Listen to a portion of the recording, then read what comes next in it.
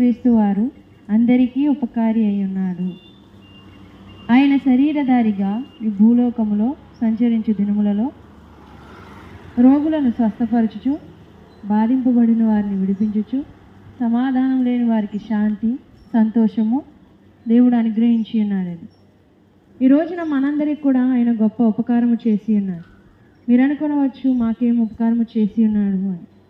ఆయన చేసిన ఉపకారం ఏమనగా, ప్రతి మనుషుడును త్రోవ తప్పి ఇష్టానుసారముగా జీవిస్తూ దేవుడు అనుగ్రహించు మహిమను పొందుకోలేని స్థితిలో ఉండి ఉండగా తన మహాప్రేమను మనయందరిలా చూపించి తన మహిమనంతటిను విడిచిపెట్టి ఈ లోకమునకు రిక్తునిగా దీనునిగా శరీరాకారముతో వచ్చి మరణించి సమాధి చేయబడి తిరిగి 3వ దినాన లేచినాడు. ఇటు రీతిగా యేసుక్రీస్తు వారు మనందరికీ ఉపకారము చేసి ఉన్నారండి, పరలోక రాజ్యమును ఇచ్చి.